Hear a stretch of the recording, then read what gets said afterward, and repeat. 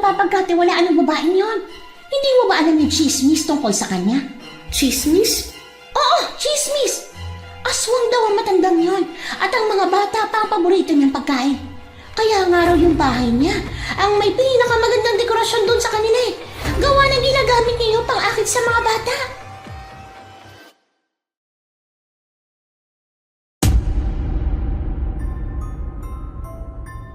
Spaghetti, lechong manok, o pag may budget, baboy, fruit salad, graham, lumpia, queso de bola, ham at kung ano-ano pa. Yan ang karaniwang hinahanda ng pamilyang Pilipino sa araw ng Pasko. Pero sa baryong nilipatan namin ng kapatid ko noong 2003, wala sa mga putahing nabanggit ko ang gustong ihanda ng landlady namin. Imbis kasi na mga putahing nabanggit ko kanina, ang gusto pala niya para sa Pasko, ako mismo at ang kapatid ko. Ganyan po ang tema ng ating kwento ngayon. Pero bago ang lahat, nais ko lang po kayong batiin ng maligayang Pasko. At dahil araw ng Pasko, isang espesyal na pagtatanghal ang ihahatid namin sa inyo. Bukod sa isang makapanindig balahibong kwento, may kasama po tayong espesyal na bisita dahil pinaunlakan tayo sa pangalawang pagkakataon nang walang iba kundi ang hukom. Kaya paniguradong magugustuhan nyo ang ating kwento ngayon. Pero kung bago ka pa lang dito sa channel, please like, subscribe, and hit the notification bell para naman updated ka sa tuwing maglalabas kami ng bagong kwento. May bago kaming storya, 3 hanggang 4 na beses sa isang linggo. At ngayon, para sa tampok nating kwento.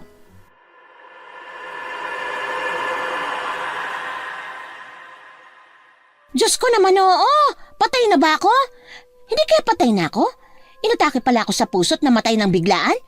Na hindi na pala mundong ibabaw itong ginagalawan ko? Na kaya pakiramdam ko nasa impyerno na ako kasi impyerno na pala talaga to? Ano? Posible naman yun, di ba? Na fake news tayo? Na mali yung message at script sa Bible? Baka hindi talaga lugar na may dagat-dagatang apoy ang impyerno, kundi yung ganito. Yung maski pambili ng maiinom na tubig, wala. Lintik na buhay to, mula pagkabata, pagdadalaga, at hanggang ngayon na namumuti ng buhok ko paghihirap pa rin ang napapala ko. Diyos ko naman talaga. Ganun ba ako kamakasalanan dati? Para gantong buhay ang maabutan ko? Sa araw-araw na ginawa ng Diyos, araw-araw ko ring naririnig ang talak ni Chang na parabang siya ang pinakakawawa sa mundong ibabaw. Imbis na paalisin ng mga kapitbahay naming sumisilip, dahan-dahan na lang akong sumingit sa tumpok nila hanggang sa makapasok ako sa gate.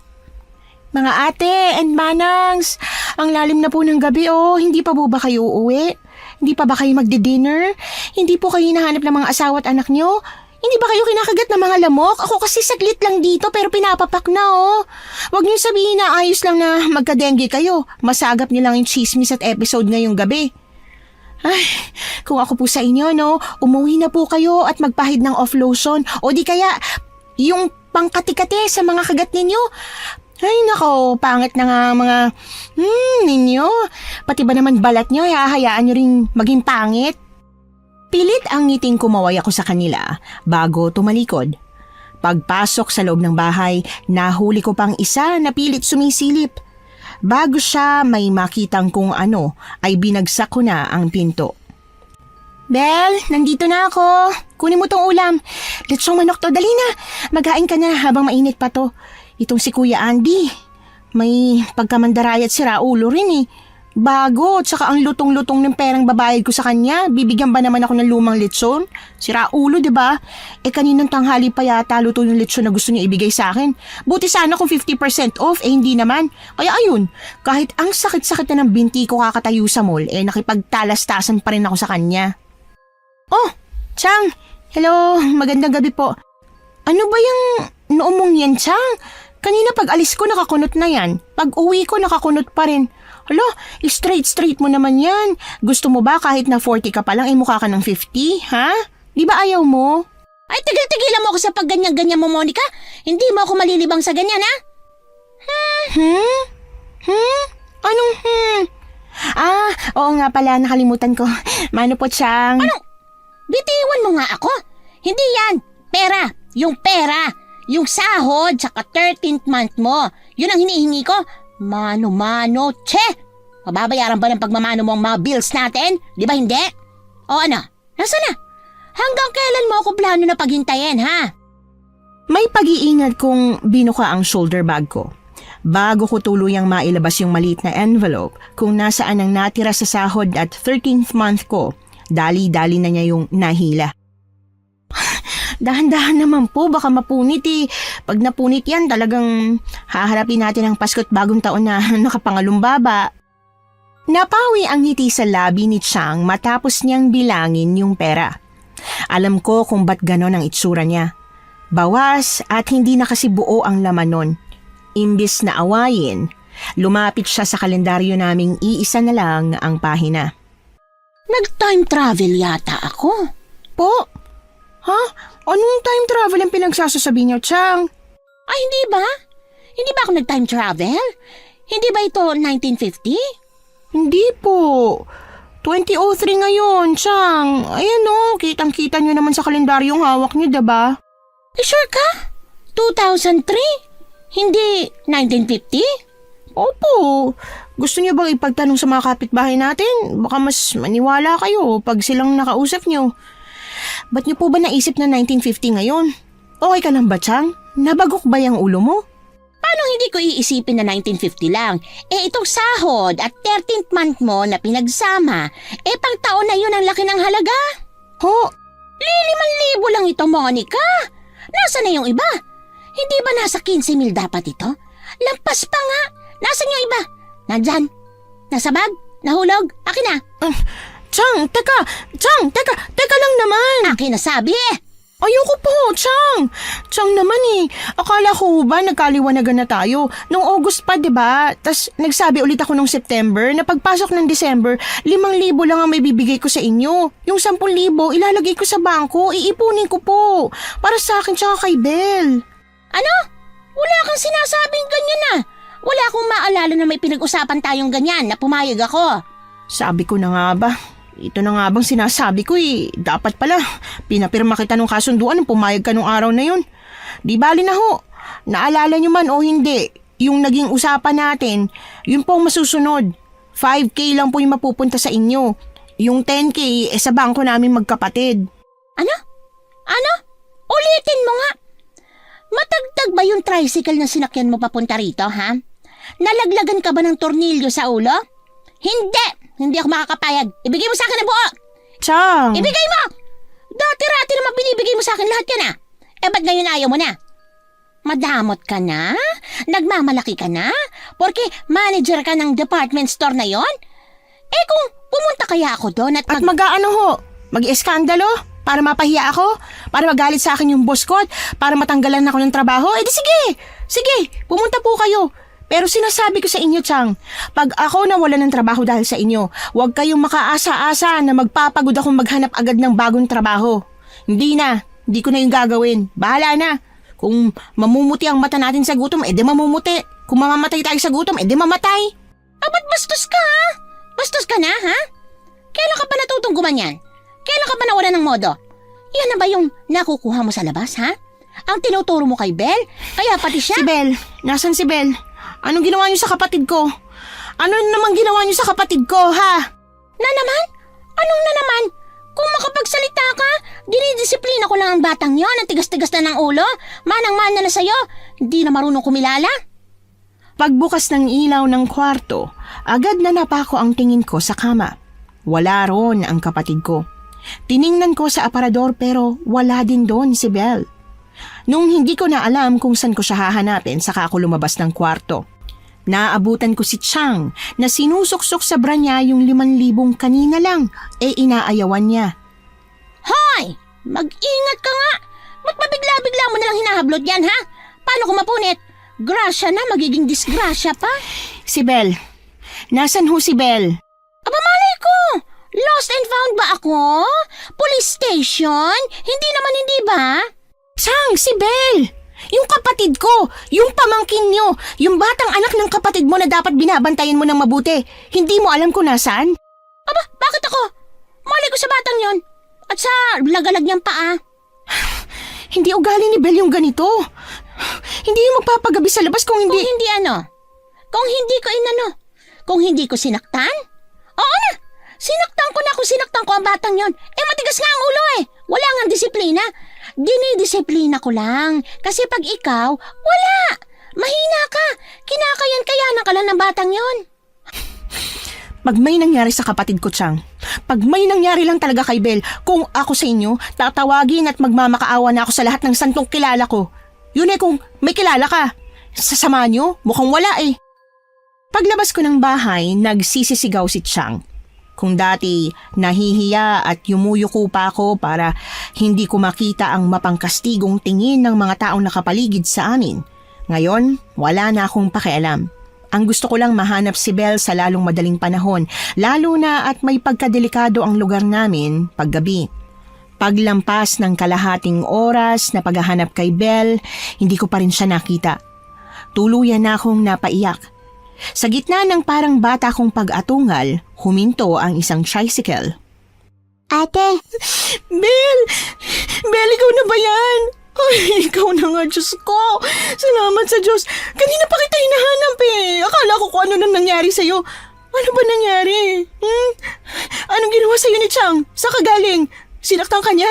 Sinaktan ka na naman ba niya? Ba't hindi mo na lang ako hinintay sa tapat ng gate gaya ng parati mong ginagawa?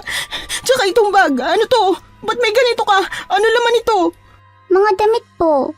Mga damit ko po. Mga damit mo? Bakit? Maglalayas ka? Saan ka pupunta? Iiwan mo ko? Iiwan mo na ba ang ate? Opo, sana. Hindi ko po kasi kaya yung ginagawa sa akin ni Chang ate. Pero nung pasakay na ako sa bus, bukod sa ayaw kong pasakayin ng konduktor kasi wala ako kasamang matanda, hindi rin kita kayang iwan eh.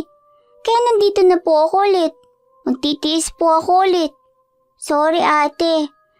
Saglit ko kasing nakalimutan yung sabi mo na pag maiksi ang kumot, matutong mamaluktot. Ha?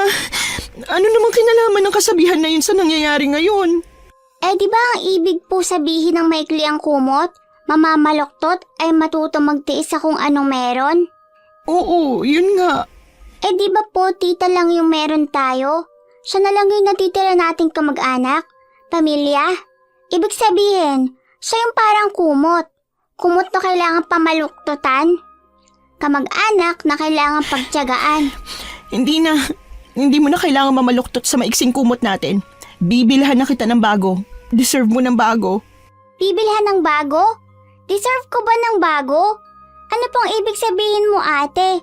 Lilipat na tayo ng bahay? Yung hindi tayo matutunto ni Chang? Saan? May pera ka na? Napawi ang ngiti sa labi ko. Sabay ng mental na pagbibilang kung sasapat ba ang pera ko ay ang paglamlam ng tuwa sa mata ni Belle. Kulang pa? Hindi kulang. Parang di ka sure eh. Hindi ka sigurado. Ibig sabihin kulang pa. Pwede na nating ipilit na bumukod, pero masasapat kasi kung... Kung mamaluktot pa tayo na isa pang buwan. Sana. Pero promise talaga, isang buwan na lang. Kaya mo pa naman, diba? Oo naman te, kaya pa. Kayang-kaya pa. Basta nandyan ka, kaya. Kakausapin ko na rin ng masinsinan si Chang. Sisiguraduhin ko na hindi ka na niya pagbubuhatan ng kamay. Paano mo naman yung gagawin te? Makikinig ba yun sa'yo? Di naman eh. Tengang kawali yun eh. May tenga bang kawali, di ba wala? Di wala. Hindi rin yun makikinig. Makikinig yun, akong bahala. Promise? Promise. Sobrang promise. Konti na lang, Belle. Konti na lang talaga. Pag tayong dalawa na lang, hindi ka na parang Cinderella nagigising ng maaga para gawin yung mga gawaing bahay na dapat si Chang ang gumagawa. Pag tayo na lang, pwede ka nang maglaro ng maglaro. Pero huwag ka masyado magpapagabi ha. Bawal pa rin yun. Mga aroling ate, pwede na ba ako noon? December 16 na sa susunod na linggo, di ba? Simula na ng simbat gabit ng pangangaroling. Ayaw na ayaw akong payagan ni Chang na magganon eh. Di ko alam kung bakit. Sige. Oo, sige. Papayagan kita. Pero huwag kang magpapagabi. Ha? Ating hirap naman yan. Paano ako di magpapagabi di ba nga, gabi ang pangangaroling, hindi naman sa umaga. Wala naman din sa hapon o tanghali. May nakita ka bang ganon? Ayan. Umatake na naman ng pagiging piloso pa mo. Kaya ka napapagalitan ni Chang eh. Oo nga, gabi na nga ngaroling. Pero ang ibig kong sabihin na huwag kang magpapagabi yung hindi ka uuwi ng late na late. Hanggang 8 p.m. lang. 8? Ang aga pa nun eh. Pwedeng 10? 8. 9:30? 8. 9? 8. 8:30, huling hirit ate. Sige na, huling hirit na eh. Pagtapos na ang 8:30, 8 na. Di, ikaw na yung nanalo sa tawaran natin. Meet me in the middle naman. Meet me in the ano? Ikaw, ang dami-dami mo nang alam ah. Oo na, sige na nga. 8:30. Basta saktong 8:30. Hindi 8:35, hindi 8:31, 8:30. 8:30 tas may mga milliseconds, okay lang? Hindi ko na inintindi ang huling hirit ni Belle. Hinawakan ko ang kamay niya at parang bibi na siyang umuwi sa bahay. Pagdating doon, tapos nang kumuda si Chang. Tahimik niya nang kinakain yung letsyong iniwan ko sa mesa. Nang maamoy yun ni Belle, tuwang-tuwa siya. Pagtakbo niya sa mesa, para siyang pinagsakluban ng langit at lupa. Ubos na? Paano niyo naubos? Paano niyo inubos? Chang naman eh. Hindi pa kami kumakain oh. Alam niyo naman yun ah. Ha? Anong ubos? Hindi Hindi naman Meron pa naman eh. Ayan simut-simutin nyo na lang. Sanay naman kayo sa ganyan, hindi ba? Dati nga kahit tutong at dulo ng pakpak ng fried chicken, grateful na kayo. Tapos ngayon ayaw nyo na. Ay, aba naman Monica. Hindi ba't masyado ka naman yatang nagmamataas niyan? Hinay-hinay ka ha. Pag ikaw lumagapak, masakit-sakit yan. Nananadya ka po ba talaga, Chang? Ate, wag na. Hayaan mo na. Tama naman si Chang eh. Marami pa naman siyang tira. Pwede pa natin tong simutin. Hindi. Hindi tayo maninimot kasi hindi naman tayo mga aso. Binili ko yan para sa'yo. Para sa atin. Para sa inyo. Sa inyong dalawa lang. So anong gusto niyong gawin ko ngayon, ha? Ano kailangan ko gawin? Isuka ko? Gusto niyong isuka ko? Teka, isusuka ko! Isusuka ko! Pipilitin ko isuka, ha? Pero kakainin niyo, ha? Kailangan niyong kainin. Pag hindi niyo kinain, lalasunin ko kayo magkapatid. Dinagit ni Chang yung alak sa mesa. Pagtungga niya noon, tinusok niya ang kanyang lalamunan. Bago siya makasuka ay pinigilan ko na siya. Ano? Bakit? Di ba pinagdadamutan niyo ako? Ayaw niyo akong pakainin? Tapos ngayon, iluluwa ko para may makain kayo? Ayaw niyo? Chang, tama na. Pasensya na ho kung yun yung pagkakaintindi niyo. Hindi ko kayo intensyon na pagdamutan ng pagkain. Para sa ating tatlo yan. Yun ho yung punto ko eh. Para sa atin yan. Pero hindi nyo kami tinirahan oh. Pero, hayaan na. Kami na lang ni Bella mag-a-adjust. Wala naman kami magagawa eh. Ate, sardinas na lang ulam natin. Yung maanghang. Oo, hayaan mo na. Huwag na sanang sumama ang loob mo. Bibili na lang ako bukas, tas dito tayo sa kwarto diretso. Ay, alam ko na.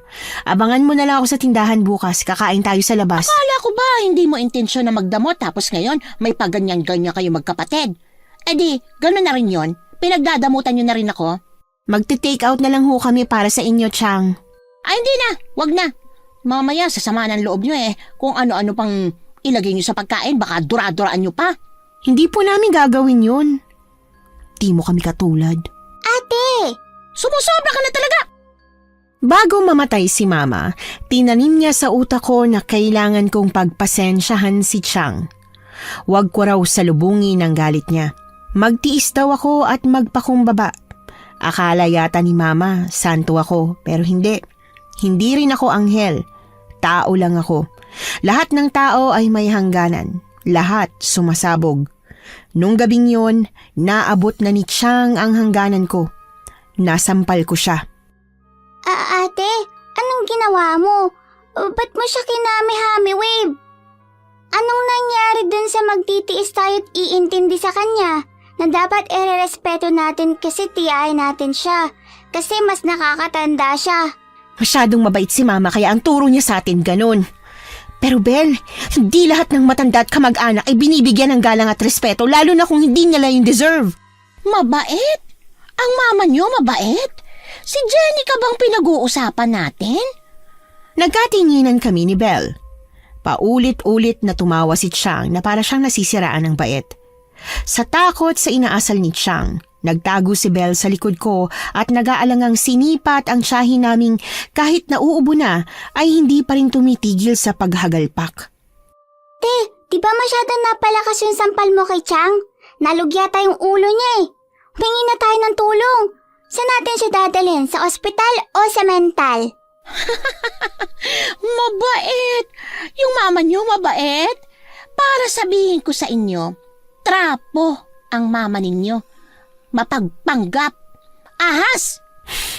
Huwag mong pagsasalitaan ng ganyan si Mama. At bakit hindi? Totoo naman. Ahas ang mama niyo. Inahas niya ako. Gusto mong malaman kung ba't mainit ang dugo ko sa inyo? Kasi parati kong naaalala ang babaeng yun pag nakikita ko kayo magkapatid. Naaalala ko kung paano niya tinapon ang pagiging magkadugo namin para sa lalaking yon. Lalaking yun? Anong lalaking yun? Sinong lalaking tinuturong ni Chang, ate? Sino pa nga ba? Di yung tatay ninyo. Yung tatay nyo na inahas sa akin ng nanay niyong malandi. Tinakpan ko ang tenga ni Bel pero huli na. Narinig na niya yung mga hindi niya dapat marinig. Bahagya kong pinantay ang tangkad ko sa kapatid ko. Habang pabulong ko siyang inuutusan na pumasok sa kwarto, biglang hinigit ni Chang ang braso ko. Bakit? Ba't paaalisin mo siya? Chang, tama na. Lasing ka na naman kaya kung ano-ano lang sinasabi niyo. Pwede ba? Huwag si Mama. Sabihin mo na lahat ng kasinungalingan na gusto mong sabihin pero huwag mo idadamay si Mama. Tama na to. Pare-pareho tayong sobrang nagtitiis. Pero hindi talaga kaya eh. Mas mabuti pa magkanya-kanya na tayo. Nagsisinungaling? Ako? Ganun ba kahirap paniwalaan na hindi talaga anghel ang santa-santita niyong ina, ha? O sige, pruweba? Gusto niyo ng pruweba? Bibigyan ko kayo ng pruweba. Paglabas ni Chang sa kwarto niya ay bit-bit niya na yung mga picture na dali-dali niyang sinaboy sa amin. Pinulot yon ni Bel. Pagkakita ko sa gulat sa mukha niya ay sinipat ko na rin ang hawak niya. Ate, di ba si Papa to? Tas yung babaeng nakakandong sa kanya si Chang. Nagsasabi ng totoo si Chang? Inago ni Mama si Papa kay Chang? Naging kabit si Mama? Hindi. Ano hindi, Monica? Bulag ka ba? Nasa harap mo na yung pruweba, hindi ba? Ayaw mo pa rin maniwala. Long-time girlfriend ako ng papa niyo. Sa Manila ko siya nakilala.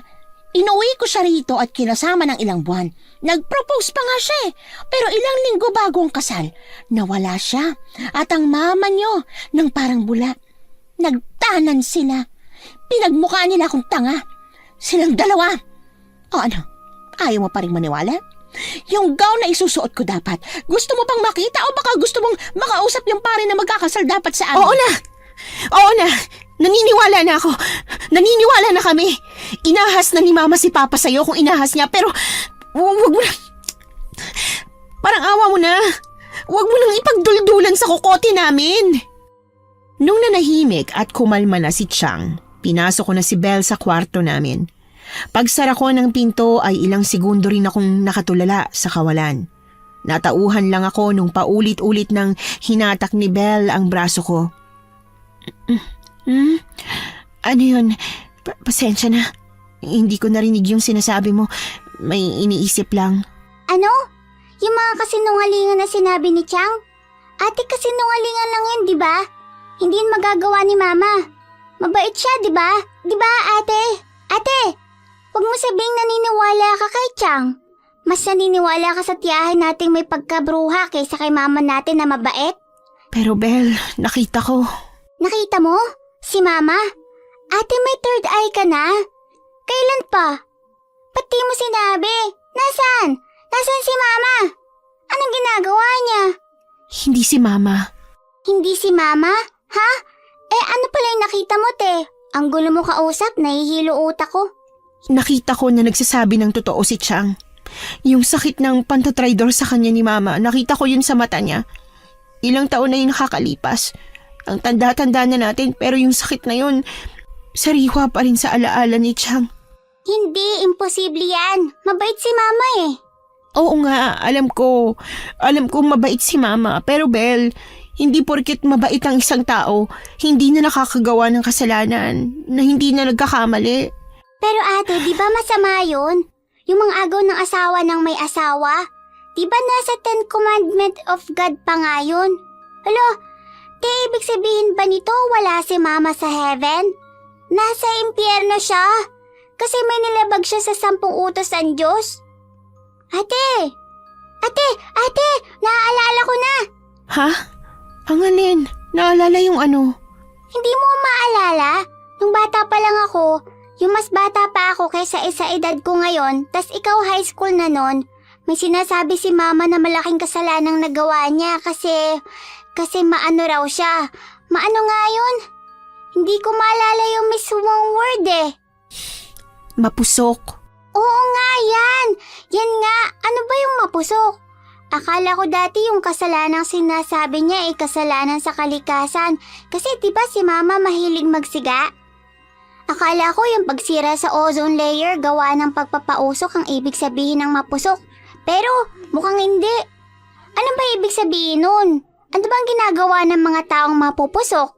Ako yung bunga ng pagiging mapusok ni Mama at Papa. Ako yung bunga ng kasalanan nila kay Chang, ikaw at ako. Nilabas ko ang nag-iisa naming maleta.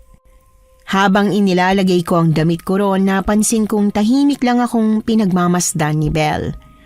Napilitan akong tumigil para tawagin at aluin ang kapatid ko. Ikaw naman na maglalayas. Iiwan mo ako. Kay Chang.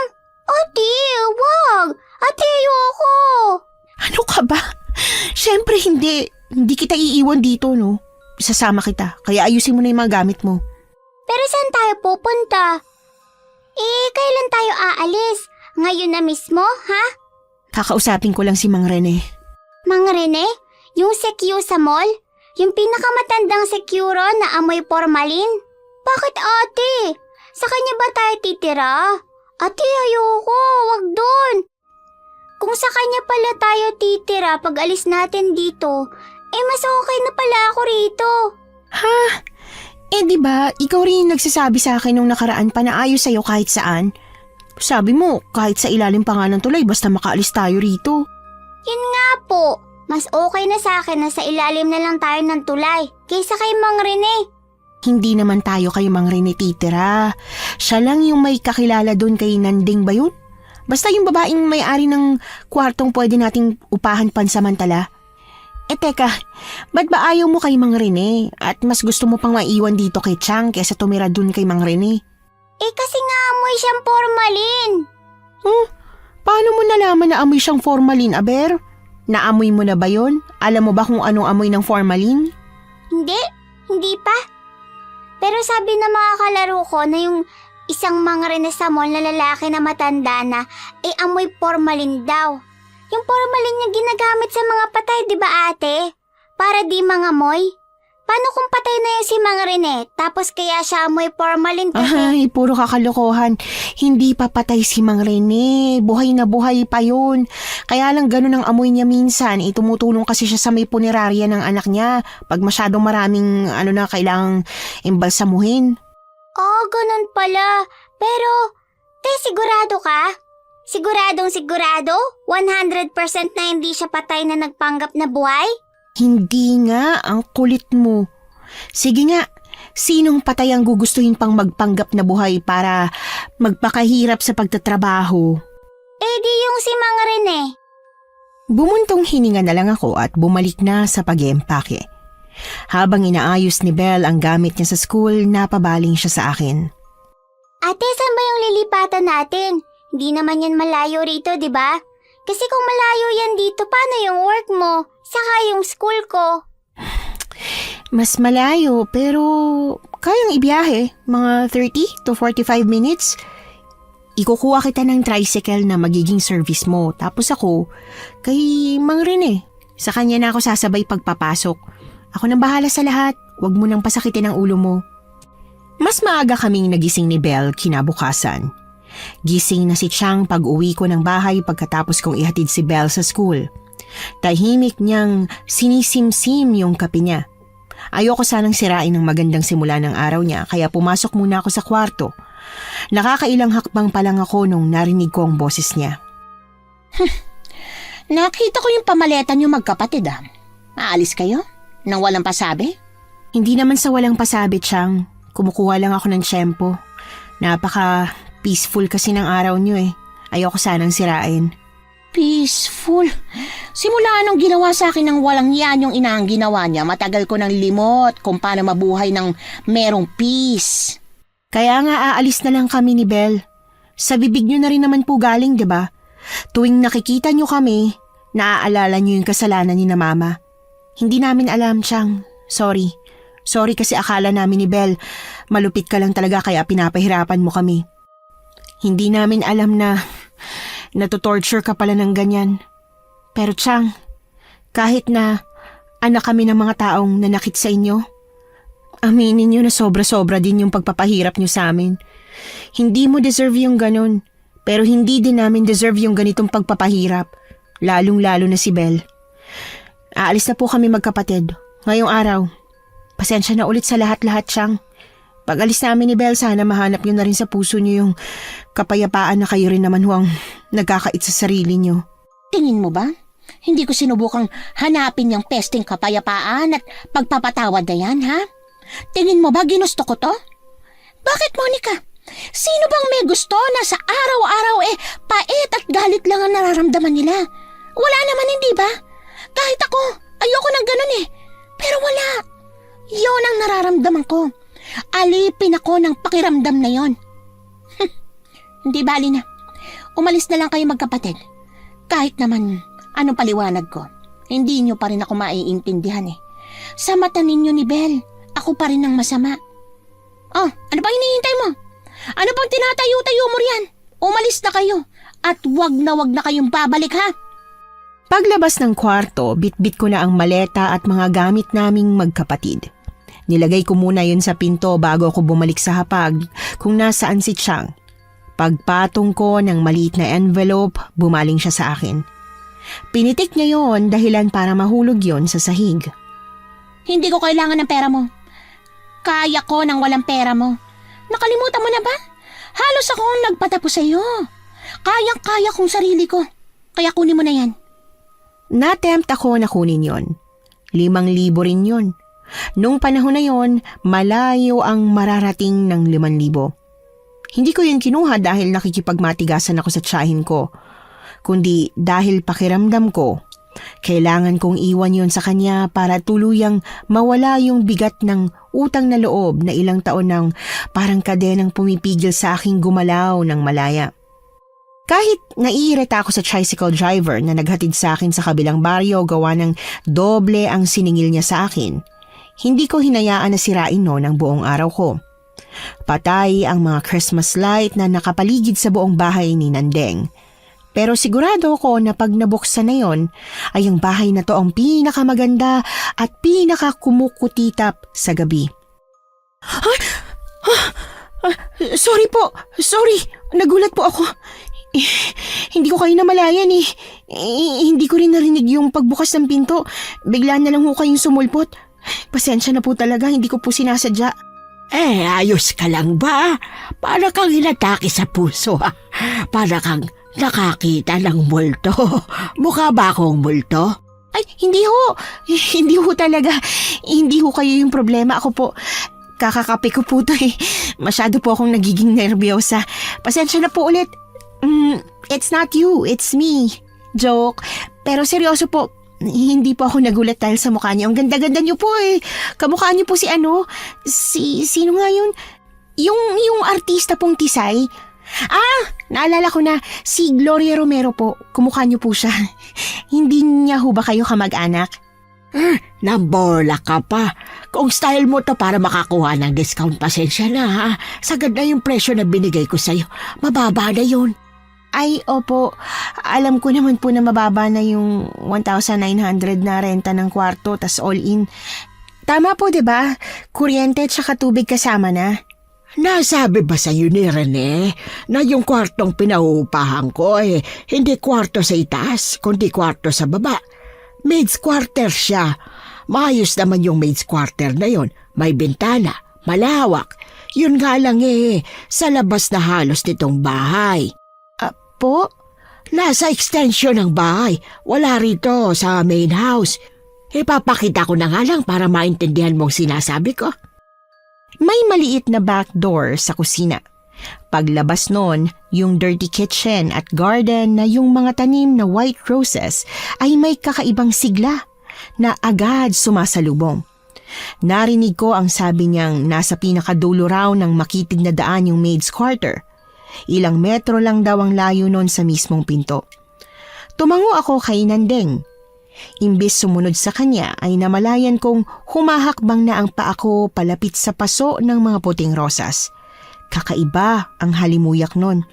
Noon lang ako nakaamoy ng rosas na ganoon kabango at ganoon kabuhay na buhay. Paglapit ko ng mukha ko sa paso para mas maamoy yon, napansin kong bawat paso may pangalan. Nang matanto ko na pangalan yon ng mga tao, nangunot ang noo ko. Kanina pa ako nagsasalita ron. Wala naman pala akong kausap. Nandito ka pala. Ay, pasensya na po. Na-distract po ako ng mga halaman niyo eh. Ang babango po, ang gaganda. Pero, ba't may ganyan po sa paso? Ba't may pangalan? Ano sa tingin mo? Hula mo, dali. Hindi naman yun pangalan ng mga taong nilibing niyo dyan eh, para maging pataba, di ba po? Ano? Napaka-limitado naman ang imahinasyon mo. Sa liit ng mga pasong yan, mapaglilibingan ko ba yan? Biro lang po. Pero bakit nga may mga ganyang pangalan? Ang gaganda nila, hindi ba? Buhay na buhay. Opo, sinabi ko na yun eh.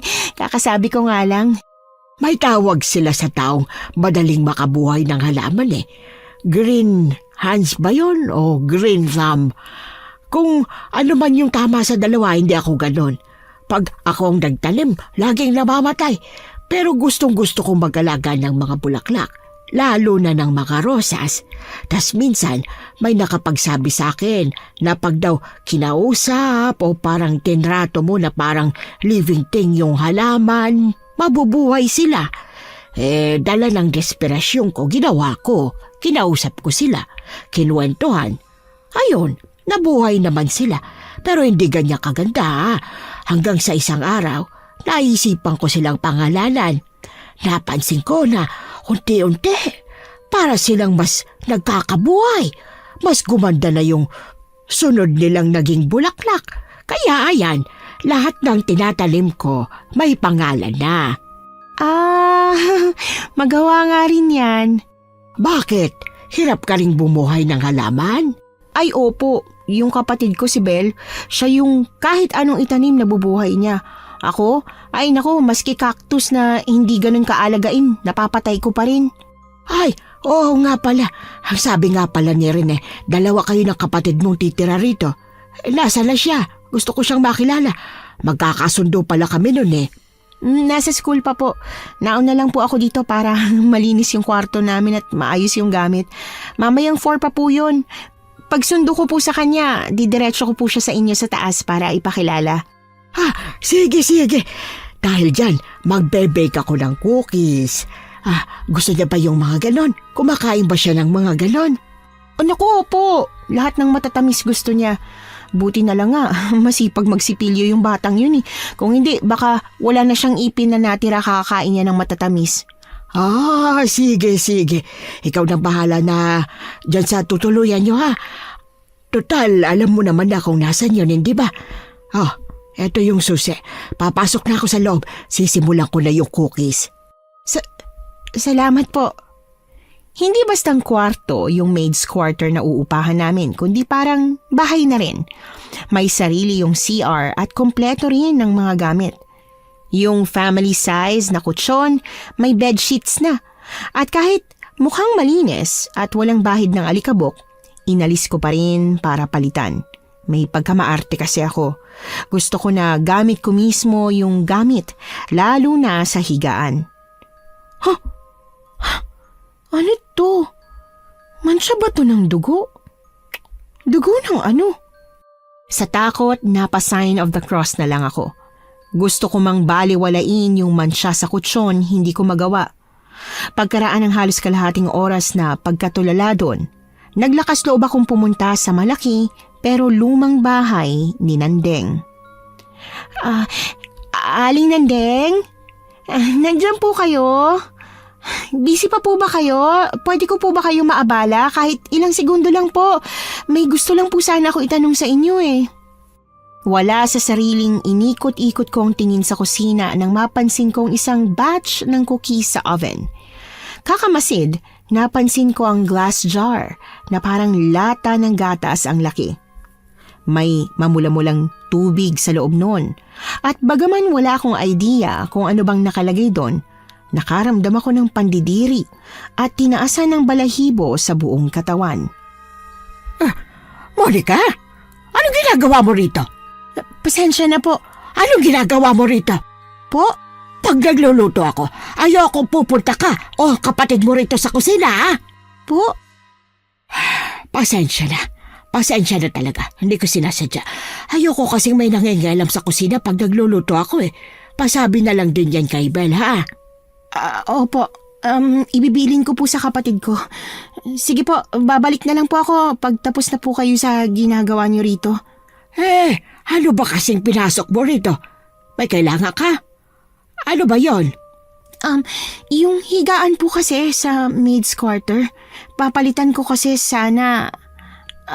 Kaso po may nakita po akong mansya. Medyo malapad po yung mansya, tas parang mansya po yun ng dugo. Mansya po ba yun ng dugo? May namatay po ba sa higaan na yun? Namatay? Mansya ng dugo? Ha? Anong pinagsasasabi mo, iha? Teka nga, patingin nga ako. Parang alam ko na kung ano yung sinasabi mo. Hindi yun mansya ng dugo. Walang namatay doon. Ano kasi, nung nakaraan, nasira na pala yung bubong doon. Pag naulan, tumutulo sa kisame. Nasira na rin yung kisame, tapos yung kutsyon na basa. Matagal pa bago ko yun napansin. Hindi yun dugo. Pero kung hindi ka komportableng gamitin, tulugan, ayos lang kung papalitan ninyo. Ilagay nyo na lang dun sa likod ng bahay, doon nyo na lang itambak. Okay po. Pasensya na rin po. Akala ko kasi... Hindi. Ayos lang. Mabuti nga't nagtanong ka eh. Nasagot ko tanong mo na ipaliwanag. Di walang misunderstanding. Tapos ang problema. Kahit tuyo ang kamay ni Nandeng, pinunas niya pa rin yun sa apron na suot niya bago siya lumapit sa akin at nag-aalangang ngumiti. May papakiusap sana ako sa iyo eh. Sa inyong magkapatid. Huwag mo sanang mamasamayin ha? Huwag ka ring magtatampo. Hindi po. Ano po ba yon? Hindi ko pa naman kayo ganun kakilala, hindi ba? Pwede bang hanggaan nyo?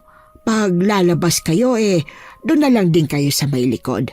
Nakita mo ba na may isang daan pa ron sa extension papunta sa may gate? Opo, napansin ko nga kanina. Yung dirty kitchen sa labas, pwede nyo gamitin, pati yung laundry area.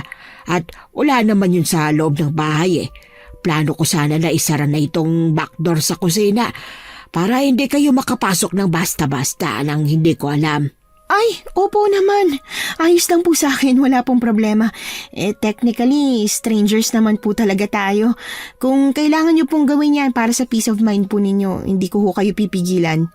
Pero pag nandito ako sa baba, tas wala akong ginagawa, pwede naman kayo rito. Gaya mamaya. Mamaya po? Magluluto ako ng hapunan Pang-welcome ko sa inyong magkapatid para rin makilala natin ang isa't isa kahit papaano. Ay, hindi nyo naman po kailangan mag-abala pero salamat po. Nang mapatingin ako sa wall clock sa sala ay bigla kong naalala na kailangan ko nang umalis.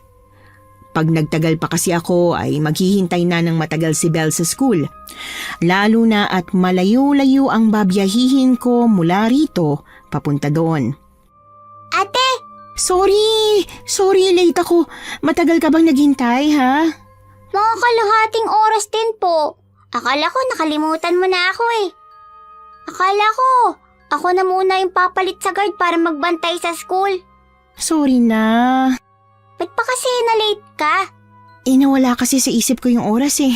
Matagal din bago ako nakahanap ng tricycle na sasakyan galing sa bago nating bahay papunta rito. Maganda yung bahay, te. Hindi amoy formalin. Ayan ka na naman sa formalin mo. Hindi, walang ganon. Luma yung bahay. Pangkastilang mga bahay pa yung disenyo pero maganda pa. Halatang alaga. Yung makakasama po natin, yung may-ari ng bahay, mabait po ba? Ano pong itsura? Mukha bang di gagawa ng masama? Oo, mabait. Tas marami siyang mga tanim. Minsan para siyang may mood swing pero mabait naman. Ay, tara na nga. Pinaghintay ko lang yung tricycle eh. Pag nagtagal tayo rito baka i-charge na tayo ng mas mahal. Mag-aalas 6 na nung dumating kami sa baryo.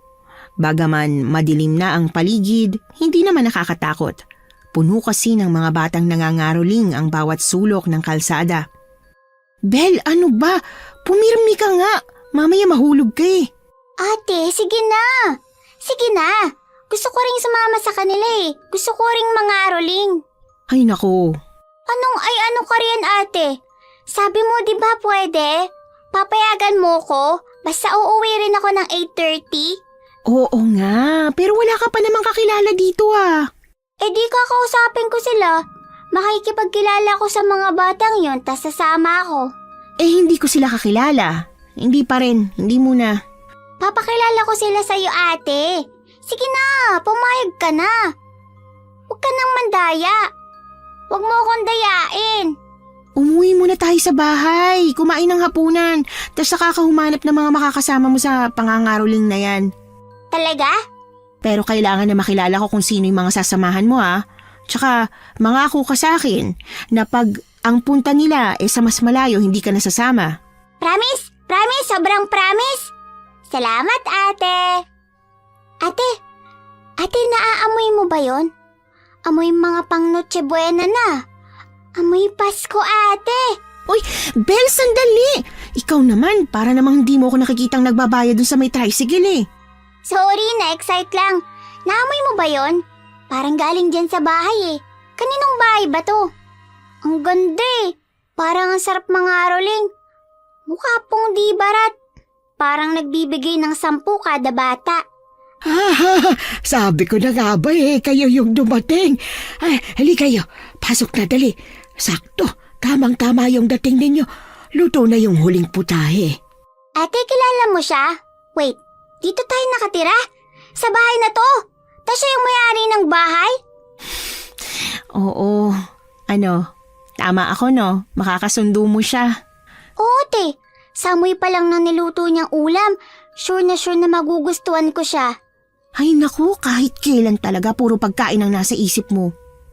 Pagpasok sa bahay, dali-daling pinakilala ni Nandeng kay Belle ang sarili. Pagmano ni Belle sa kanya, lalo pa siyang natuwa sa kapatid ko.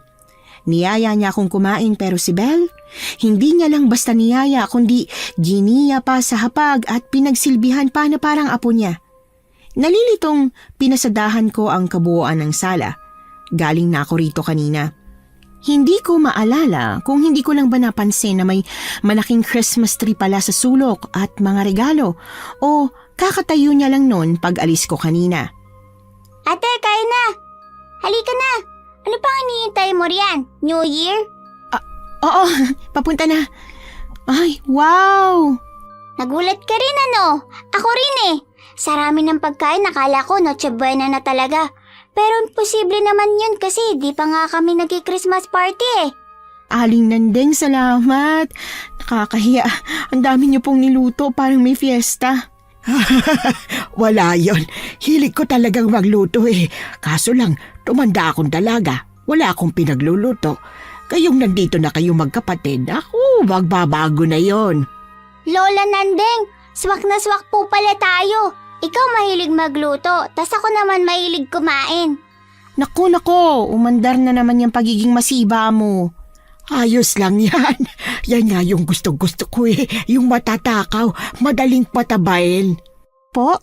Diba, pag bata, dapat malusog para iwas sakit. Itong si Belle, pasensya na sa sasabihin ko ha, pero parang malnourished siya patpatin. Unang kita ko pa lang sa kanya, gusto ko na siyang patabain, kalingain. Yun ay kung ayos lang sa'yo, pero kung hindi ka sanay na may ibang umaasikaso sa kapatid mo, sa inyong dalawa, maiintindihan ko rin. Hindi po. Ayos lang po sa akin. Pwede niyo pong bantay-bantayan si Belle. Yun kung hindi po siya makakaabala sa inyo. Hindi naman. Hindi siya magiging abala sa akin. Wala naman ako ibang ginagawa Pagkatapos ng hapunan, inutusan ko si Belle na tulungan si Nandeng sa mga pinagkainan. Habang abala siya sa paghuhugas ng plato sa malaking bahay, pumunta na ako sa tutuluyan namin. Bago niya makita yung mancha sa higaan, nilagyan ko na yon ng bedsheet. Akala ko'y aabutin pa ng ilang buwan o di kaya ilang linggo bago namin makapalagayan ni Belle ng loob si Nandeng. Pero sa loob ng ilang araw na pagsasabay naming tatlo sa agahan at hapunan, labis na kaming naging malapit sa isa't isa.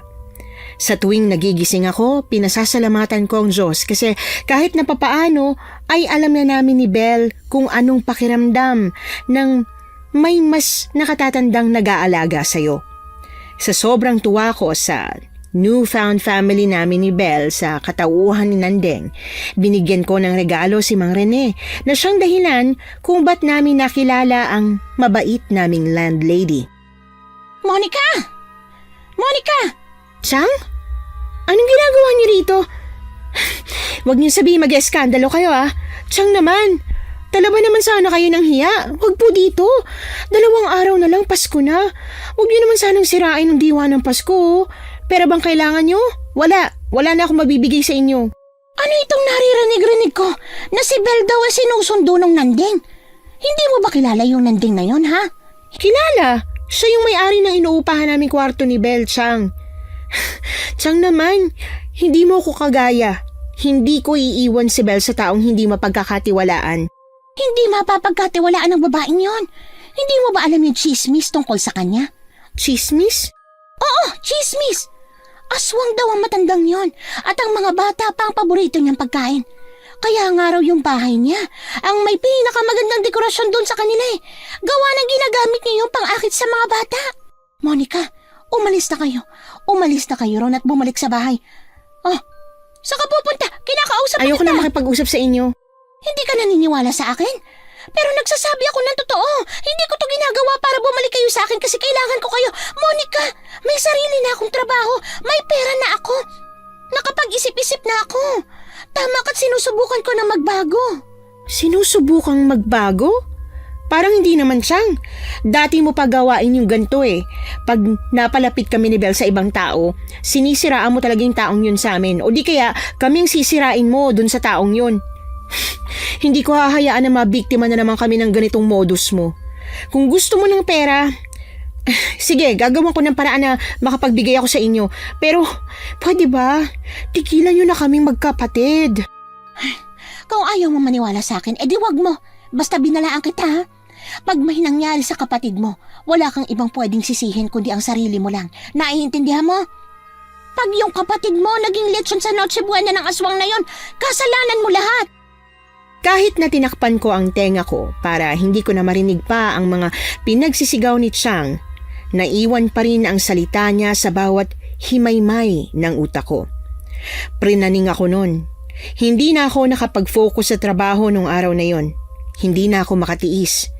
Kahit hindi ako pwedeng umalis sa post ko, umalis ako para habulin si Mang Rene na alam kong pa-out na. Mang Rene! Mang Rene! Teka! Buti na lang talaga inabot pa kita.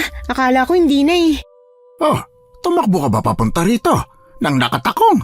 Bakit? May nangyari ba? Ano yun? Hindi po. Wala naman po. Galing po kasi si Chang dito. May nasabi siyang chismis tungkol kay Nandeng. Alam ko naman, madalas na yung chismis na galing ni Chang, chismis lang talaga pero... Pero nag-aalala ka pa rin. Bakit ba? Ano ba yung chismis na nasagap ng tiyahin mo dumayo ka pa rito? Sabi mo, matagal mo nang kilala si Nandeng, di ba? Oo, kababata ko nga yun. Nung halos sakahan at nyugan pa lang yung meron sa baryo natin, kilala ko na talaga siya. Bakit ba? Di alam mo yung chismis? Na aswang daw siya na kumakain ng mga bata? Mang Rene naman Huwag niyo naman akong pagtawanan. Sabihin mo na lang kung totoo ba o hindi. Hindi. Kaya lang nagkaroon ng ganun chismis na aswang siya. Kasi hindi yun palalabas at masungit sa lahat maliban sa mga bata. Tas sa garden niya may mga pasusang mga may pangalan. May nakakita yata nun Sa isip nung nakakita, yung mga pangalang nandoon ay pangalan ng mga bata na kinain ni Nandeng. At yung ibang parteng hindi niya makain, nilibing doon.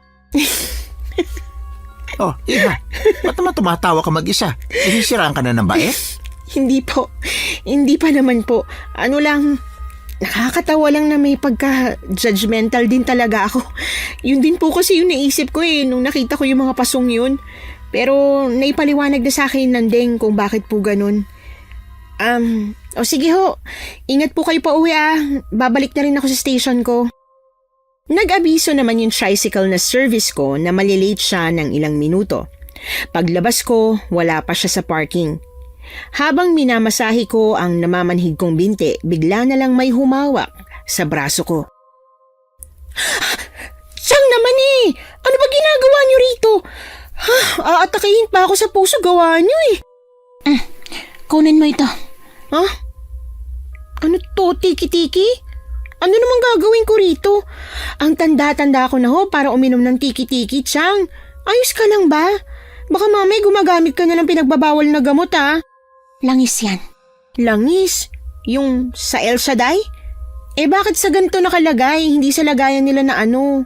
Hindi ganong langis. Ayaw mo maniwala sa sinasabi ko sa'yo, hindi ba? Pues, ang langis na yan ang magpapatunay sa sinasabi ko. Kukulo yan pag malapit ka sa aswang. Pag kumulo yan, nang malapit ka kay Nandeng, alam mo na, aswang siya. Ay, sus Mariosep ka, oo! Ba't mo tinapon? Bakit mo binasag? Hindi mo ba alam na halos 1 linggong sahod kung pinagbili ko sa langis na yon? Chang, uulitin ko po. Tigilan niyo na ho kami ni Belle. Pag ito nakarating pa sa kanya, mapipilitan akong gumawa ng aksyon. Please naman, huwag niyo na akong sagarin. Huwag niyo naman akong pilitin na itapon yung nahuhuling respetong meron ako sa inyo. Mabait po si Nandeng. Wala ka pa bang natututunan sa nalaman mo sa mama mo, Monica? Mag-ingat ka sa pinagkakatiwalaan mo. Hindi lahat ng mabait talaga. Baka nakakalimutan mo. Dating anghel, ang unang demonyo. Hindi na ako nakipagtalastasan pa kay Chang. Sumakay na ako sa service kong kararating lang din. Habang umaandar yung tricycle, napalingon ako sa tiyahin ko. Hindi ko alam kung paano, pero alam ko kung kailan ko pwedeng pagkatiwalaan ng salita ni Chang at kung kailan hindi. Kahit vinouch na ni Mang Rene na mabuting tao si Nandeng, may maliit na parte sa akin na gustong magduda sa kanya at maniwala sa tiyahin kong sinungaling. Dahil sa lalim ng iniisip ko, hindi ko namalayan na nakarating na pala kami sa destinasyon. Hindi ko alam kung ilang beses na akong tinawag ni Kuya Driver, pero ang narinig ko na lang ay nung tinatanong niya ako kung bababa na daw ba ako o may iba pa akong pupuntahan. Ay, opo, pasensya na. Pasensya na, may iniisip lang. Bago iabot ang bayad sa service, sumagi sa isip ko na itanong sa kanya kung anong tingin at pagkakakilala niya kay Nandeng. Bago ko pa maibuka ang bibig, bumukas ang pinto at nakangiti ng sumilip ang matanda. Magandang gabi po. Si Belle po. Ano pa nga ba? Di tulog na. Ang himbing-himbing ng tulog. Humihilig pa nga. Napagod yata sa school Salamat po sa pag-aalaga niyo sa kanya. Makikisuyo lang ho. Pwede po pagising na lang po sa kanya. Bakit pagigisingin himbing na nga? Hayaan mo na. Dito na lang ulit siya matulog. Ilang gabi na po kasing nakikitulog siya sa inyo. Sa umaga pagising ko, napapasok niyo na siya. Ilang araw ko na pong hindi nakikita yung kapatid ko. Nang mapagtanto ni Nandeng na ipipilit ko ang gusto ko at hindi ako basta-bastang bibigay sa kanya, ay labag sa loob niyang binuksan ang pinto. Paano kung ikaw na lang ang matulog dito? Doon sa guest room? Po? Ayos lang sa akin na matulog ka rin dito. Katabi ng kapatid mo kung namimiss mo na talaga siya. Kesa gisingin natin. Bubugnutin yun eh. Mamaya, hindi niya pa makuha yung sarap ng tulog niya pagbalik doon sa bahay ninyo. Nakabukas pa man din yung aircon sa guest room. Kaya himping na himping yun. Napukaw ang damdamin ko sa sinabing yon ni Nandeng. Ay, bakit? Nagulat ako sa yung bata ka. Ba't bigla-bigla ka na lang nang yayakap? Ayos ka lang ba? May problema ka ba? Sorry po. Sorry? Bakit? Saan? Para saan? May kasalanan ka ba? Ano? Sa akin ba? Ano kasalanan? Meron ka bang napatay sa halaman ko? Hindi po yun. Kung walang kinalaman ng halaman ko, kahit ano pa yan, forgiving ka na. Pagpapasko, hindi ba? At season of giving and forgiveness ang Pasko. Ano po kasi, pinuntahan po kasi ako ng tsahin ko sa trabaho ko kanina. Oh, sinaktan ka ba niya? Ipinahiya? Lalo tuloy ako nakonsensya sa reaksyon niyo. Ano bang dapat na reaksyon ko? May sinabi po kasi siya na tungkol sa inyo. At munti ko na po yung paniwalaan. Kaya ba gusto mong iuwi si Belle? Natatakot ka ba na baka kainin ko siya? O di kaya niluto? Ang payat-payat pa rin ang kapatid mo. Tsaka na, pag mas nagkalaman-laman na siya. Nanding naman seryoso ako. Ano bang gusto mong maging reaksyon ko? Magalit ako sa'yo, ha? Ay, naiintindihan ko kung mapapaniwala ka ng galong chismis at maghahalala ka sa kapatid mo. Napatunayan ko na po na hindi ka naman ganun. Na wala kang ibang intensyon kaya mabait ka sa amin. Hindi na po ako magpapadala sa ganong klaseng chismis. Promise ko po yun sa inyo. Pagyakap sa akin ni Nandeng, niyakap ko rin siya pabalik. Nabaling lang ang atensyon ko kay Belle matapos niyang umungot na parabang naiirita siya. Sa kwarto ko nga muna tayo. Meron din akong ihahabilin sa'yo eh. Habilin talaga? Naku, kung makapagsalita naman kayo, parang malapit na kayong mamatay. Hindi natin masabi. Malay mo bukas hindi na mamulat ang mata ko. Oh, totoo naman na. Hindi naman natin alam kung bukas mumulat pa tayo. Hindi na ako sumagot. Suot ang kakaibang kurba sa labi ay lumapit siya sa akin bit-bit ang may kakapalang plastic envelope. Ano tong mga to? Bakit niyo binibigay sa akin? Mga titulo yan ng lupa ko rito sa baryo. Tsaka nitong bahay. Makikisuyo ako sa'yo na habang maaga pa, maasikaso mo na sana yung paglilipat nito sa pangalan yung magkapatid. Ha? Po? Hala, bakit po? Wala naman akong ibang kapamilya eh. Sayang naman kung mababakante lang to pag namatay ako. Mas ayos sa akin kung kayo ni Belle ang makikinabang kapag wala na ako. Pero Nanding, bakit kami? Bakit naman hindi? Alam kong ilang araw pa lang tayo magkakakilala, pero parang pamilya ko na kayo eh. At alam ko na pwedeng-pwede ko kayong pagkatiwalaan. Saglit kong sinulyapan ang mga titulo bago ko yun binalik sa kanya. Nalilito at nakaawang ang labi niya kung tiningnan. Ilang saglit pa ay hinilig niya ang ulo niya. Saka siya malalim na bumuntong hininga. Hindi ko maintindihan. Hindi ko maintindihan kung bakit mo ako hinihindian. Kasi hindi naman to deserve. Hindi pa. Wala pa kami napapatunayan sa inyo eh. Tsaka mo na ulit to ibigay sa amin pag mas matagal na tayo magkakilala. Pag mas sigurado ka na ipagkakatiwala mo sa amin lahat-lahat ng meron ka.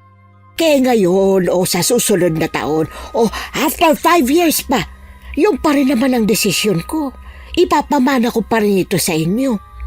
Basta, itago mo na lang muna. Ate, nandito ka na nga. Akala ko nananaginip lang ako nung narinig kong boses mo eh. Uwi na ba tayo?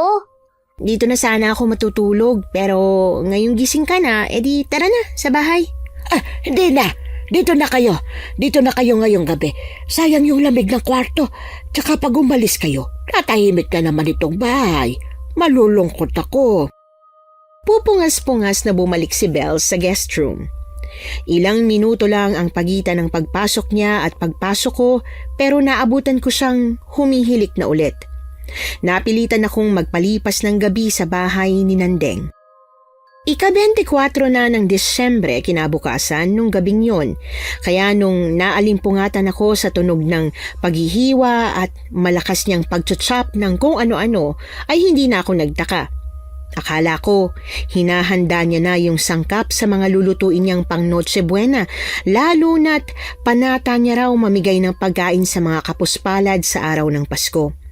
Sinubukan kong matulog ulit, pero kahit na anong pagpupumilit ko, ay hindi na ako binalikan ng antok. Kesa masayang ang oras ko kakahabol sa tulog ko na wala na yatang balak bumalik, tuluyan na akong bumangon. Yung si Monica, sigurado ko bang himbing na himbing din? Inalok ko siyang maghapunan para mahigop niya rin yung sabaw pero ayaw niya eh. Naghapunan daw siya bago umuwi at mas gusto niyang matulog na lang. Anak ka naman ng teteng Nandeng, oh. Paano kung bigla yung magising? Tas bumaba rito. Di nakita niya tong niluluto natin. Nahuli tayo. Ay, nalintikan na kung ganon. Hindi yan. Ikaw na rin ang nagsabi na pagod yun sa trabaho, hindi ba? Sigurado ko na hanggang ngayon, humihilik-hilik pa rin yun.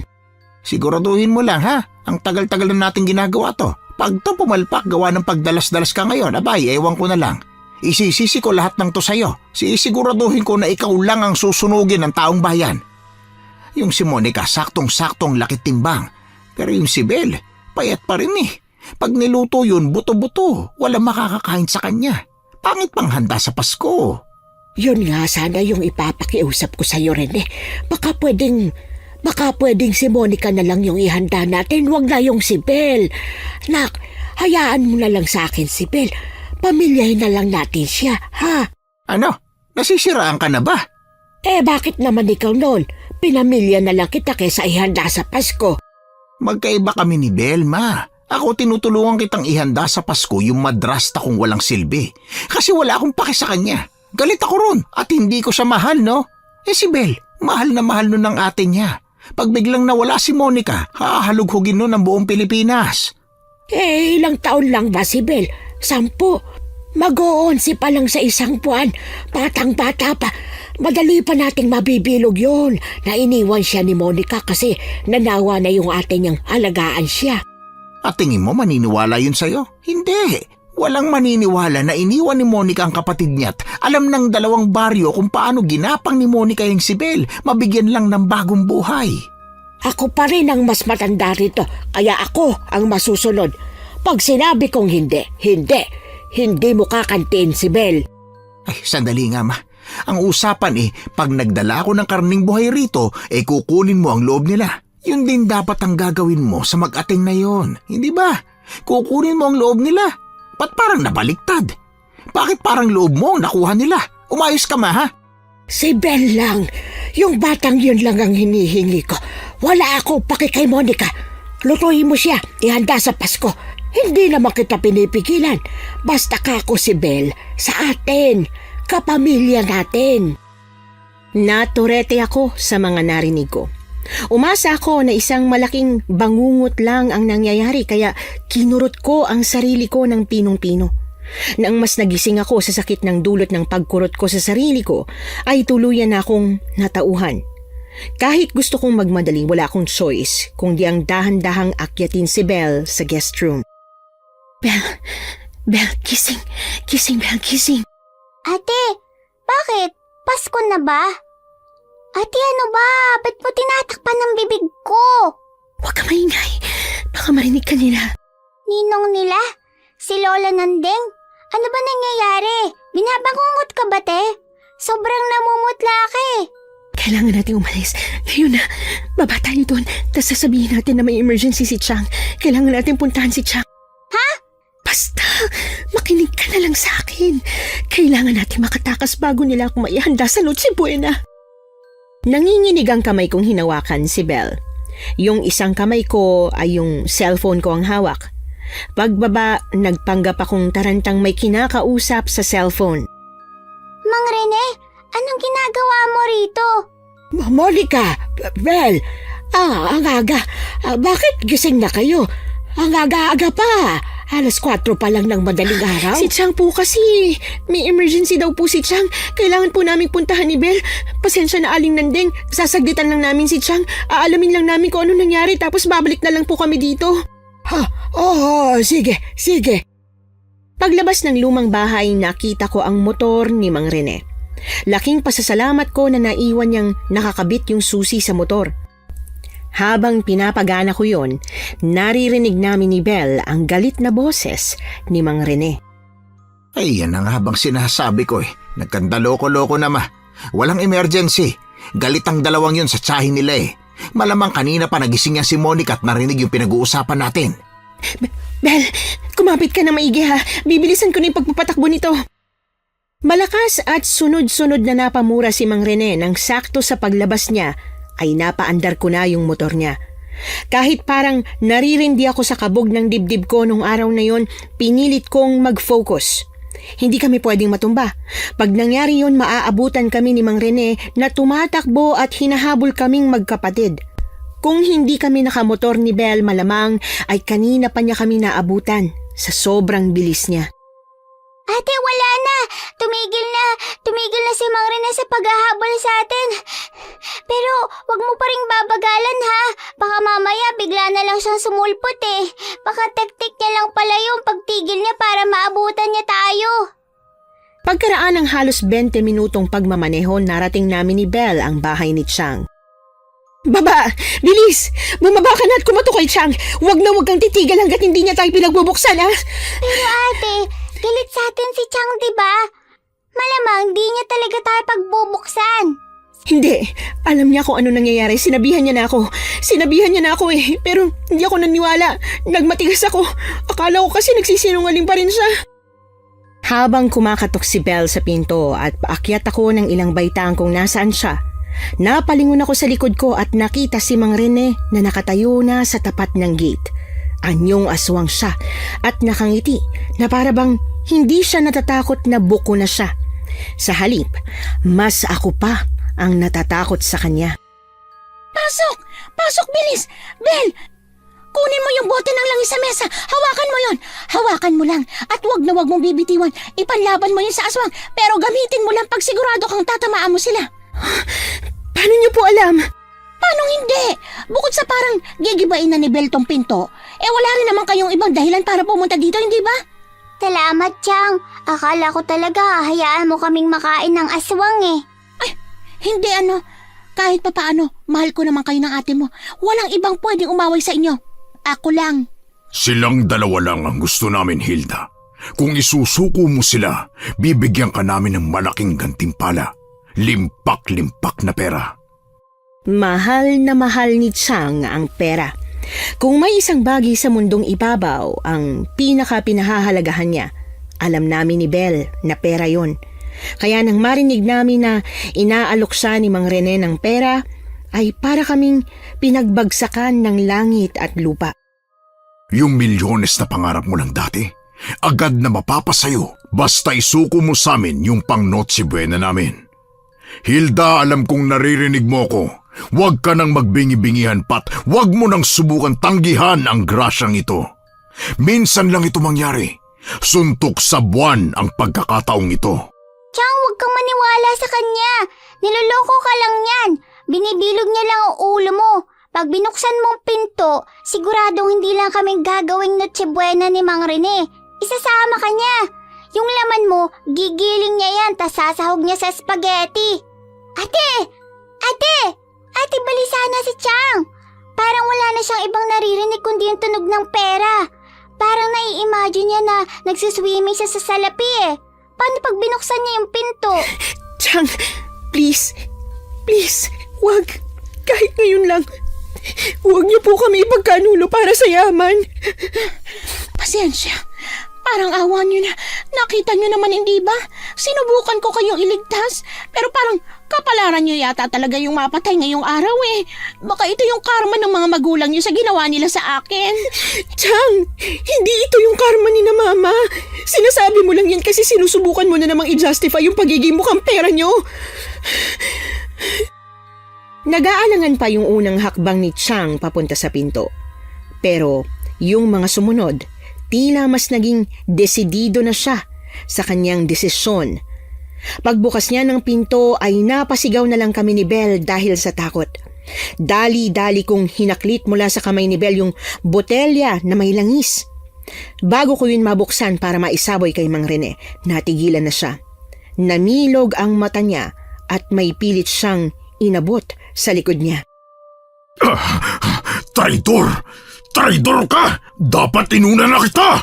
Hindi ko kasalanan na ang laki-laki na ng ulo mo, uto-uto ka pa rin. Akala mo ba lahat ng bagay madadaan talaga sa pera at sa suhol? Hindi no? Pagtalikod sa amin ni Mang Rene, nakita namin ang likod niyang unti-unting tinutunaw ng panlabang langis na sinaboy ni Chang nung papunta na siya sa amin. Pagtumba ni Mang Rene ay nanghihinang napayakap kami ni Belle sa isa't isa. Pareho kaming hindi makapaniwala sa mga nangyari. Mas pinili tayo ni Chang kaysa sa pera, ate. Ibig sabihin ba nun, kahit masama't malupit siya sa atin, mahal niya tayo kaysa sa pera? Pero baka di rin. Baka sadyang magulang talaga si Chang, tas di uto-uto. Alam niya na siguro pag nakuha na tayo ni Mang Rene, isusunod din siya. Kung tayo pang Noche Buena, baka siya yung gawin nilang pang medianoche. Sira ka talaga. Ano man ang dahilan ni Chang sa pagliligtas sa atin, kailangan pa rin natin magpasalamat. Dahil sa kanya buhay pa rin tayo at hindi naging handa ng mga aswang na yun. Oo nga, salamat Chang. Mas okay ka po pala. Yung harapang masama, kaysa gaya ni na Lola Nandeng. Ay, hala, paano pala yun, te? Paano siya? Aswang din siya? Kailangan natin siyang puksain. Pag hindi, baka sumalisi yun. Tapos, tiyempuhan ako. Kung di niya ako mahahanda ngayong Pasko at New Year, baka sa birthday niya ako ihain. Akong bahala. Hihingi ako ng tulong sa mga kapitbahay natin para mapatay ang aswang na yon. Ang aga-aga pa. Tulog pang mga tao. Kalahati ng mga taga-baryo. Chismosa nga, hindi ba? Walang maaga-maaga sa mga taong gustong makasagap ng chismis. Mga kapitbahay! Tulong! Tulungan niyo kami! Inaatake kami ng aswang! May isa pang aswang pero nakatakas. Tulungan ninyo kami! Kailangan nating mahabol at mapatay ang aswang na yon. Kapag hindi, siguradong mambibiktima pa yun ng ibang mga taga rito sa atin! Nung una, akala ko'y imposibleng magising ni Chang ang mga natutulog naming kapitbahay. Pero sa lakas ng boses niya, isa-isang nagbukas ng ilaw ang mga pamilyang naeskandalo ni Chang. Kami ni Belle ang nanguna papunta sa bahay ni Nandeng. Papasikat na ang araw pagdating namin doon. Yung mga Christmas light kumukutita pa rin. Bago mapasok ng mga tao ang bahay ni Nandeng, nagkakutob ako na wala na siya doon. Sa takot namin ni Belle sa nangyari, pinili naming magpaiwan sa labas. Nakumpirma ko na lang na tama ang kutob ko paglabas ng mga nagsipasok sa loob at mga garapon na lang na pinag-imbakan ng iba't ibang katawan ng tao ang nakita nila sa loob. Paano yan, te? Anong mangyayari? Babalik pa kaya siya rito? Hindi ko rin alam eh. Pwedeng hindi na kasi alam na ng mga taga rito na aswang nga siya. Pero pwede rin namang oo.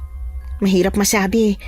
Ang kailangan lang nating gawin sa ngayon ay maging handa sa lahat ng oras. Nagdesisyon ang lahat ng taga-baryo na sunugin na ang bahay ng aswang para wala nang mabalikan si Nandeng. Habang tinutupok ng apoy ang bahay ng matandang aswang na minsan na kaming kinalinga, nakita ko ang palihim na pag-iyak ni Belle. Hindi ko na tinanong kung bakit siya umiyak. Naiintindihan ko kung bakit. Alam ko na nasasaktan siya, na tinraidor na naman siya ng taong akala niya ay pwede niyang pagkatiwalaan. Bagaman nagdadalawang isip kami ni Belle, wala kaming pinagpipilian kundi ang bumalik kay Chang. Mag-ipon muna at pag may mas malaki na kaming pera, saka kami hahanap ng bago naming malilipatan. Bahay na sana sa pagkakataong yun pag-aari na ng normal na tao. Merry Christmas! Pasensya na ha kung ginisang sardinas na may miswa lang ang pagsasaluhan natin ngayong gabi. Hayaan nyo, bukas pupunta ako ng palengke. Bibili ako ng pang spaghetti at saka pang fruit salad. 24 lang naman ngayon eh. Bukas Pasko pa rin. Bukas na lang tayo kumain ng masarap ha. Sige po, Chang. May natabi naman ako. Makakabigay ako ng panghanda. Ay hindi na, ayos na. May pera pa sa akin. Yung 5,000 iniwan mo, hindi ko na maginalaw yun eh. Yun na lang yung gamitin natin. Sigurado ho ba kayo? Kung ayos lang sa inyo, edi sige ho. Yun na lang po muna yung gamitin natin. Yung perang nasa akin, pambibili ko na lang ng mga bagong gamit ni Belle sa school. Ate! Bakit? At bakit ka bumubulong-bulong, ha? Matatanong ko lang, kaya ba ng aswang manggaya? Mamaya kasi di na pala to si Chang eh.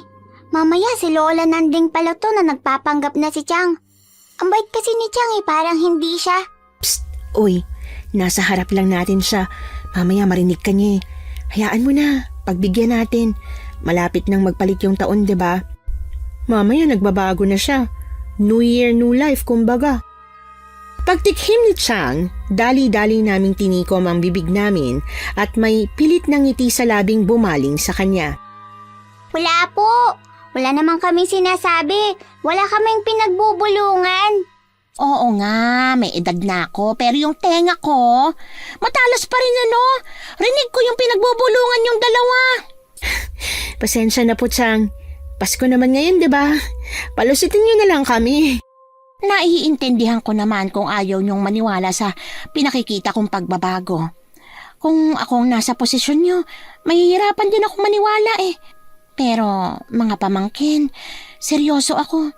Gusto kong bumawi sa inyo. Tama ka, Monica.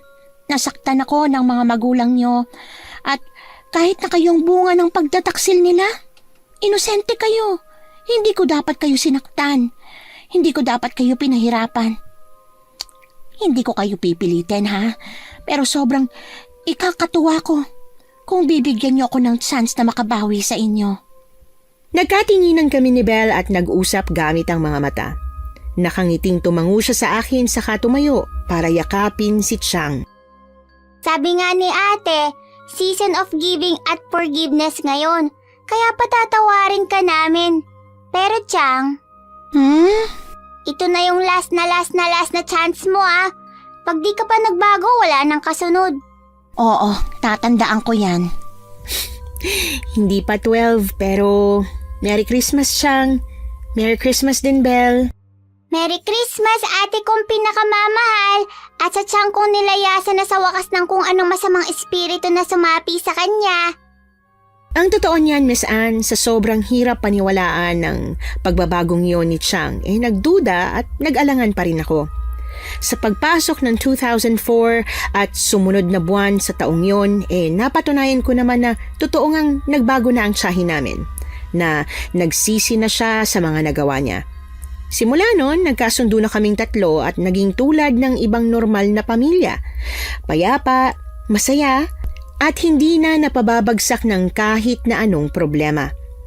Miss Anne, hindi ko po alam kung ano nang nangyari kay Nandeng. Kung buhay pa ba siya o di kaya'y napatay na sa kung saang nilipatan niya. Ang importante lang sa mga taga sa amin at doon sa mga taga kabilang baryo, hindi na siya ulit bumalik para manggulo at maghanap ng ihahanda para sa Pasko. Nagustuhan niyo po ba ang ating kwento ngayong araw? Kung oo ang sagot at hindi mo pa nagagawa, subscribe na. Click the notification bell ha, para updated ka sa tuwing maglalabas kami ng bagong kwento. Click like at mag-iwan na rin ng comment. Masayang-masaya ako tuwing nagbabasa ng messages mula sa inyo. At kung may sarili kayong karanasan na gusto nyong ibahagi sa amin, email lang sa missanhorrorstories@gmail.com. Dire-diretso lang, missanhorrorstories@gmail.com. Malay nyo, sa susunod, yung kwento na ninyo ang binabasa namin para sa ating mga tagapakinig. Hanggang dito na lamang muna at muli po, ito po ang inyong si Miss Anne na bumabati sa inyo ng isang makahulugan at maligayang Pasko.